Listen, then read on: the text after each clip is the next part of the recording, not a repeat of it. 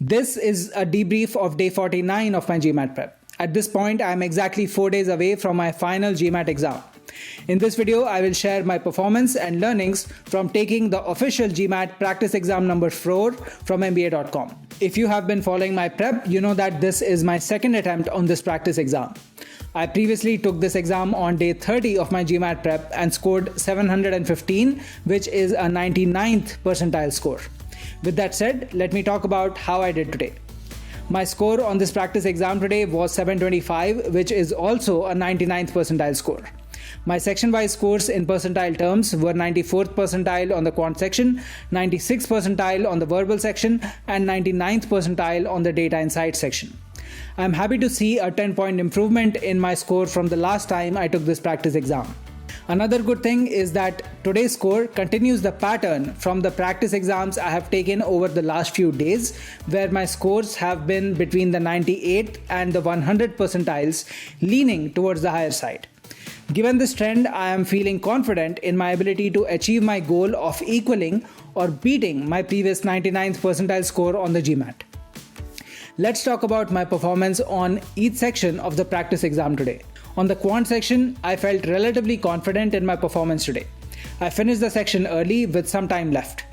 I was also confident in most of my answers. Unfortunately, I made a trivial mistake on one of the questions due to situational blindness and as a result answered it incorrectly. That is what led to a drop in my percentile score on the quant section. I am doing my best to avoid making mistakes on the quant section, but it looks increasingly likely that I may not be able to answer 100% of the questions correctly on this section, even on the final GMAT exam. The reason I say that is because of the pattern I have observed over the last few practice exams, where I have inevitably made a mistake or two on this section. Talking about the verbal section, I did well on velocity and finished answering all the questions in time. I did bookmark a question or two, but I did not get a chance to revisit them at the end. Overall, I answered 5 questions incorrectly. Given that error rate, I am actually surprised that I still scored in the 96th percentile. 3 of my errors on questions 8 to 10 were from the same reading comprehension question, indicating that I did a poor job on understanding the passage as well as the associated questions and answer options. Question 15 was an inference question associated with a different reading comprehension question. The mistake on this was the result of having to deal with too much information from the passage. Unfortunately, that is a mistake which is hard to avoid. On question 17, I missed applying the principle that first-degree relationships must be preferred over second-degree relationships. This was because I did not interpret one of the answer options correctly. Once again, a mistake which can be very hard to avoid because it has its roots in information overload.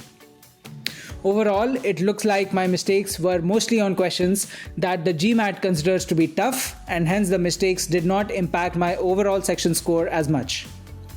On the data insight section, I struggled a little bit with having a focused mental state at the beginning. Fortunately, I was able to get into a focused state by the time I reached question 4 or 5. That means I did not do a good job with hitting the ground running on the section today. I also ran the risk of running out of time on this section without marking answers to all questions because I turned off the 5 minutes left notification without even registering it mentally. I was lucky that I answered the last question with 30 seconds left. In a way, that's a good sign because it shows I did alright with time management on this section. I did skip 1 or 2 questions on the way where I just made random guesses. Question 6 is one of those. I also bookmarked a couple questions, but I did not get the time to revisit them. Overall, I answered 3 questions incorrectly on the data insight section today. My mistake on question 3 is entirely my responsibility. I invested more than enough time to answer this question correctly, but made a processing error in my solution. This was a table analysis question which was testing the concept of correlation between mathematical quantities. I should have answered this question right. As I mentioned earlier, I had trouble understanding question 6 and I'm not surprised that I answered it incorrectly. However, when I revisited this question after the practice exam, I was able to grasp it easily and solve it accurately. Unfortunately, this is an example of a circumstance where you might lose credit on the exam because the right insight does not strike you at the right moment. There is little you can do to control that other than to ensure that you are giving yourself the best chance to be in the right mental state during the exam. That means managing your time, energy, and emotions effectively. With question 11, I just made a trivial calculation error. I calculated 1% of 4500 as 450 instead of 45. This was a totally avoidable mistake. It is also a demonstration of how both calculation errors and GMAT's no partial credit rule can hurt you on the data insight section. To summarize, my performance on today's practice exam was plagued by some errors which arose entirely because I lost the plot on managing my energy and attention properly. I will try to do better on that in the next few days. Alright, that is all for today. I will catch you in the next video.